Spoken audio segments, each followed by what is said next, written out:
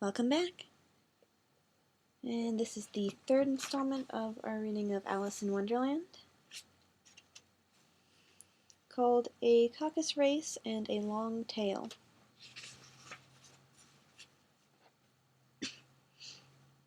They were indeed a queer-looking party that assembled on the bank. The birds with draggled feathers, the animals with their fur clinging close to them, and all dripping wet, cross and uncomfortable. The first question, of course, was how to get dry again. They had a consultation about this, and after a few minutes it seemed quite natural to Alice to find herself talking familiarly with them as if she had known them all her life. Indeed, she had quite a long argument with the Lory, who at last turned sulky and would only say, "I am older than you. I must know better." This Alice would not allow, without knowing how old it was, and as the Lory positively refused to tell its age, there is no more to be said. At last the mouse, who seemed to be a person of some authority among them, called out, "Sit down all of you and listen to me. I'll soon make you dry enough." They all sat down at once, in a large ring with the mouse in the middle. Alice kept her eyes anxiously fixed on it, for she felt sure she would catch a bad cold if she did not get dry very soon. "Ahem," said the mouse, with an important air. "Are you all ready? This is the driest thing I know. Silence all around, if you please." William the Conqueror, whose cause was favored by the Pope, was soon submitted to the English, who wanted leaders and had been of late much accustomed to usurpation and conquest. Edwin and Morcar, the Earls of Mercia and Northumbria. "Ugh!" said the Lowry with a shiver. "I beg your pardon," said the mouse, frowning, but very politely. "Did you speak?" "Not I," said the Lory hastily. "I thought you did," said the mouse. "I proceed. Edwin and Morcar, the Earls of Mercia and Northumbria, declared for him, and even Stigand, the patriotic Archbishop of Canterbury, found it advisable—" "Found what?" said the duck. "Found it," the mouse replied, rather crossly. "Of course you know what it means." "I know what it means well enough, but I find a thing," said the duck, "is generally a frog or a worm. The question is, what did the Archbishop find?"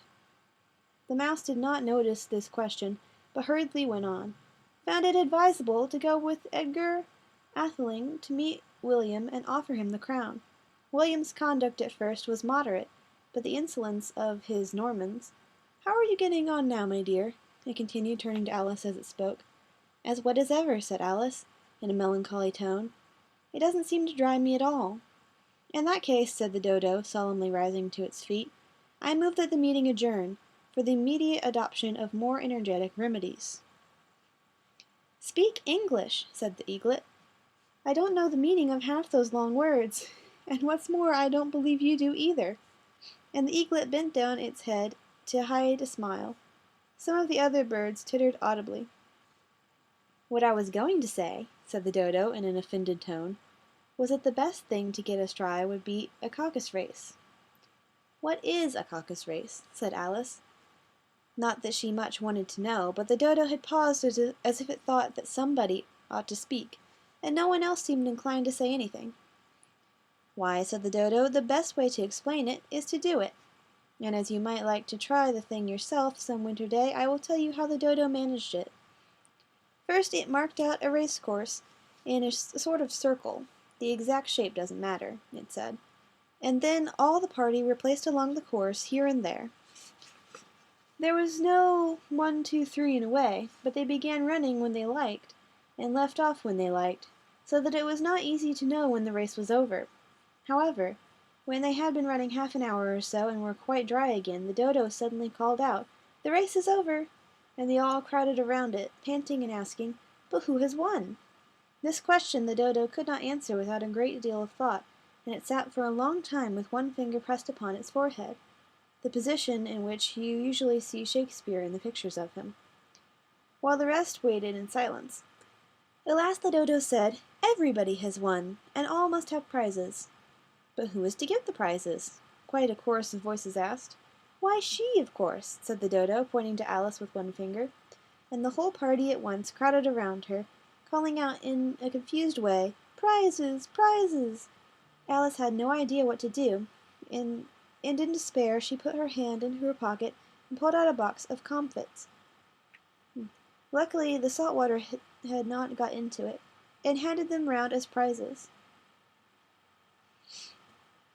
There was exactly one apiece all around. "But she must have a prize herself, you know," said the mouse. "Of course," the dodo replied, very gravely. "What else have you got in your pocket?" he went on, turning to Alice. "Only a thimble," said Alice sadly. "Hand it over here," said the dodo. And I want to say that the picture, the illustration here, the dodo has like human hands. It's very odd. Then they all crowded round her once more, while the dodo solemnly presented the thimble, saying, "We beg your acceptance of this elegant thimble."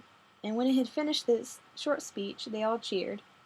Alice thought the whole thing very absurd, but they all looked so grave that she did not dare to laugh, and as she could not think of anything to say, she simply bowed and took the thimble, looking as solemn as she could.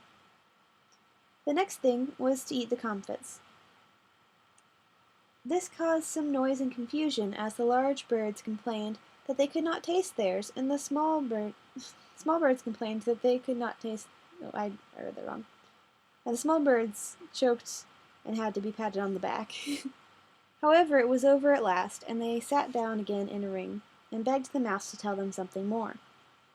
"You promised to tell me your history, you know," said Alice, "and why it is you hate C and D," she added in a whisper, half afraid that it would be offended again.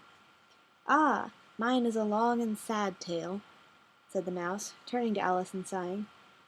"It is a long tale, certainly," said Alice, looking down with wonder at the mouse's tail. "But why do you call it sad?" And she kept on puzzling about it while the mouse was speaking, so that her idea of the tale was something like this. And you can't see this, but in the book, this next page, the words are shaped into like a mouse tail. It's really kind of interesting. Fury said to a mouse that he met in the house, "Let us both go to law. I will prosecute you. Come, I'll take no denial. We must have the trial, for really this morning I've nothing to do," said the mouse to the cur. "Such a trial, dear sir, with no jury or judge, would be wasting our breath." "I'll be judge, I'll be jury," said cunning old Fury. "I'll try the whole cause and condemn you to death." Right. "You are not attending," said the mouse to Alice severely. "What are you thinking of?" "I beg your pardon," said Alice very humbly. "You had got to the fifth bend, I think." "I had not," cried the mouse sharply and very angrily. "A knot!" said Alice, always ready to make herself useful, and looking anxiously about her. "Oh, do help me! No, do let me help to undo it."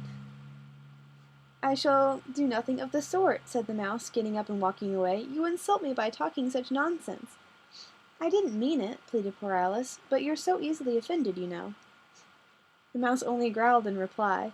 "Please come back and finish your story," Alice called after it, and the others all joined in chorus. "Yes, please do." But the mouse only shook its head impatiently and walked a little quicker. "What a pity it wouldn't stay," sighed the lory, as soon as it was quite out of sight. And an old crab took the opportunity of saying to her daughter, "Ah, my dear, let this be a lesson to you, never to lose your temper." "Hold your tongue, Ma," said the young crab a little snappishly. You're enough to try the patience of an oyster." "I wish I had our Dinah here. I know I do," said Alice aloud, addressing nobody in particular. "She'd soon fetch it back." "And who is Dinah, if I might venture to ask the question?" said the lory. Alice replied eagerly, for she was always ready to talk about her pet. "Dinah's our cat, and she's such a capital one for catching mice, you can't think. And oh, I wish you could see her after the birds. Why, she'll eat a little bird as soon as look at it." This speech caused a remarkable sensation among the party. Some of the birds hurried off at once. One old magpie began wrapping itself up very carefully, remarking, "I really must be getting home, the night air doesn't suit my throat," and a canary called out in a trembling voice to its children, Come away, my dears, it's high time you were all in bed. On various pretexts they all moved off, and Alice was soon left alone. I wish I hadn't mentioned Dinah, she said to herself in a melancholy tone. Nobody seems to like her down here, and I'm sure she's the best cat in the world. Oh, my dear Dinah, I wonder if I shall ever see you any more. And here poor Alice began to cry again, for she felt very lonely and low-spirited. In a little while, however, she began to hear a little pattering of footsteps in the distance, and she looked up eagerly, half hoping that the mouse had changed his mind and was coming back to finish his story. That's the end of that one. But I really wonder if Alice will ever learn not to bring up her cat to the kind of animals that cats, are predators for. Thank you for listening, and I'll see you in the next one. Bye!